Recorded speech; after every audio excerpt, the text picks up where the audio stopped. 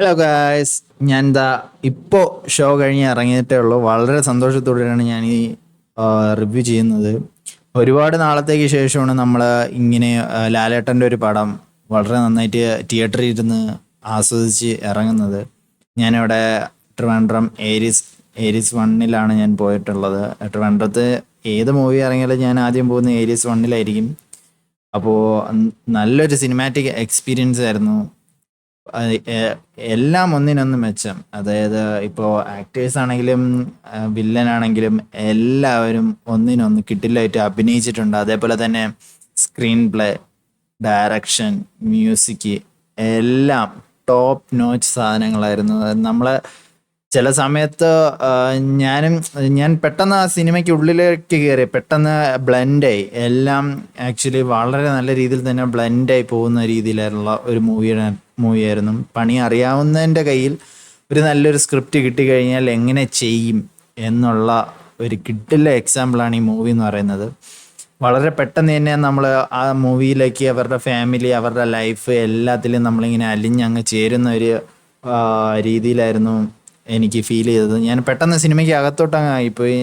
എന്താണ് നടക്കുന്നത്, സിനിമയ്ക്കുള്ളിൽ അവരുടെ ഇമോഷൻ അതിൽ എല്ലാത്തിലും അങ്ങ് ബ്ലെൻഡ് ആയിപ്പോയി.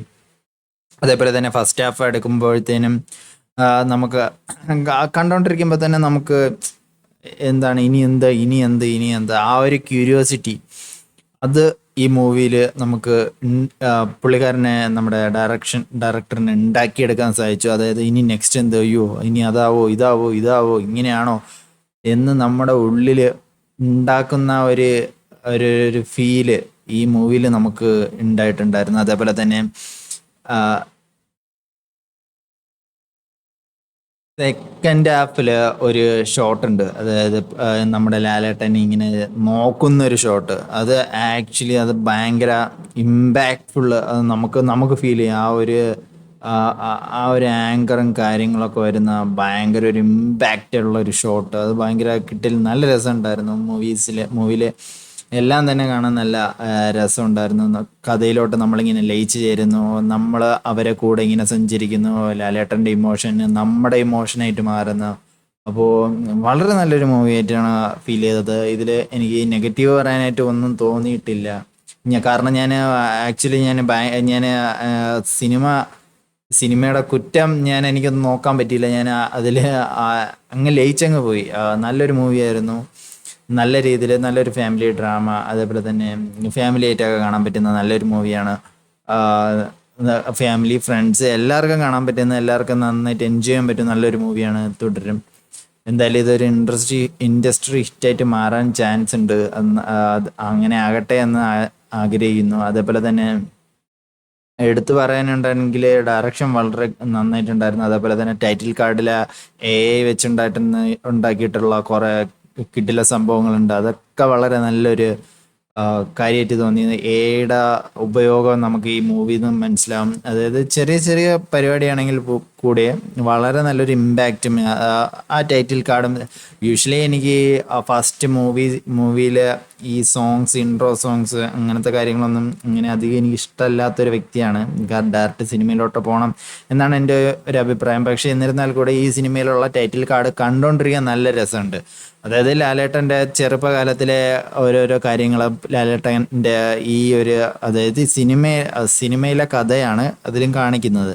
ലാലേട്ടൻ്റെ എങ്ങനെയായിരുന്നു പുള്ളിക്കാരൻ്റെ യൗവനം, അതെല്ലാം ഇങ്ങനെ കാണിച്ച് ശോഭനയായിട്ട് എങ്ങനെ മീറ്റ് ചെയ്യുന്നു, അതൊക്കെ ഇങ്ങനെ ഇങ്ങനെ ഇങ്ങനെ കാണിച്ച് അവരുടെ ആ ഒരു ഫാമിലി പിക്ചേഴ്സും അതെല്ലാം ഇങ്ങനെ കൊളാബ് ചെയ്ത് ഇങ്ങനെ വരുന്ന ഒരു നല്ലൊരു ടൈറ്റിൽ കാർഡ് തന്നെയായിരുന്നു. അതും എനിക്ക് വളരെ നന്നായിട്ട് ഞാൻ എൻജോയ് ചെയ്ത ഒരു സംഭവമായിരുന്നു. പിന്നെ എടുത്തു പറയാനാണെങ്കിൽ നമുക്ക് ആദ്യം തന്നെ ഒരു കാട്ടിലെ ആനയും കുടുംബത്തിനെ ഇങ്ങനെ കാണിക്കുന്ന ഒരു ഷോട്ടുണ്ട്. ഒരു സിംബോളിസമാണ് കൊണ്ടുവന്നത്. അത് വളരെ നന്നായിട്ട് തന്നെ ബ്ലെൻഡ് ആയിട്ടുണ്ട്. ആ സമയത്ത് പുള്ളിക്കാരൻ എങ്ങനെ ഫാമിലി ആയിട്ട് ഇതായിട്ടുണ്ട്, അതെല്ലാം വളരെ നന്നായിട്ട് ബ്ലെൻഡ് ആയിട്ടുണ്ട്. അതേപോലെ തന്നെ പിന്നെ അത് കഴിഞ്ഞിട്ട് പുള്ളിക്കാരൻ്റെ ഇത് മാറുമ്പോഴത്തേനും ഒറ്റയാൻ്റെ ഒരു ഇത് കാണിക്കുന്നുണ്ട്, ഒരു ഷോട്ട് കാണിക്കുന്നുണ്ട്. അതിന് ശേഷമുള്ള ലാലേട്ടൻ്റെ ട്രാൻസ്ഫോർമേഷനും കാര്യങ്ങളും എല്ലാം ഇതിൽ കാണിക്കുന്നുണ്ട്. അങ്ങനെ ട്വിസ്റ്റും കാര്യങ്ങളും അങ്ങനെ വലിയൊരു ട്വിസ്റ്റും കാര്യങ്ങളൊന്നും ഇല്ലാത്തൊരു മൂവിയാണ്. ബട്ട് നമുക്ക് കഥ പ്രിഡിക്റ്റ് ചെയ്യാൻ പറ്റുന്ന ഒരു മൂവിയാണ്. പക്ഷേ making, direction, music, Lalettan everything was exceptional. നമുക്ക് അറിയാന്നുള്ള എന്താണ് നടക്കാൻ പോകുന്നത് നമുക്കിങ്ങനെ ഉള്ളിൽ നിന്ന് ഇങ്ങനെ വരും. എന്താണ് ഇനി അടുത്ത എന്ത്, അയ്യോ ഇനി ഇങ്ങനെ ആവോ അങ്ങനെ ആവോ എന്നുള്ള ഒരു ചിന്ത, ഒരു ചോദ്യം ഉള്ളിൽ ഇങ്ങനെ കൊണ്ടുവരാൻ പറ്റിയിട്ടുണ്ട്. എന്നാലും സിനിമ കണ്ടു കഴിഞ്ഞ് ഇറങ്ങുമ്പോഴത്തേക്കും ഒരു ആത്മസംതൃപ്തിയോടെ നമുക്കിങ്ങനെ പുറത്തിറങ്ങാൻ പറ്റും. അങ്ങനത്തെ ഒരു വളരെ നല്ലൊരു മൂവിയാണ് തുടരും എന്ന് പറയുന്നത്.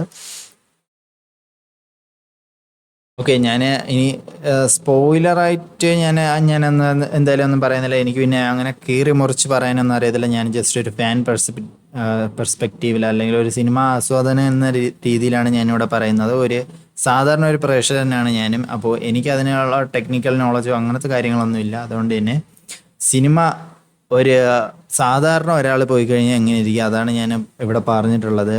എനിക്ക് വളരെ നന്നായിട്ട് ഇഷ്ടപ്പെട്ടു. അതേപോലെ തന്നെ പറയാനായിട്ട് എല്ലാം വളരെ ശോഭനയും ലാലേട്ടൻ്റെയും ഈ കെമിസ്ട്രി നമുക്കറിയാലോ. അപ്പോൾ അതൊന്നും എനിക്കങ്ങനെ ഒന്നും കുറ്റം പറയാനൊന്നും എനിക്ക് എന്താ പറയുക, ആക്ച്വലി വാക്കുകളൊന്നും കിട്ടുന്നില്ല. എന്നാൽ കുറേ നാൾക്ക് ശേഷമാണ് ലാലേട്ടനെ ഇങ്ങനെ സ്ക്രീനിൽ കാണുന്നത്. അതേപോലെ തന്നെ വളരെ സന്തോഷമുണ്ട്.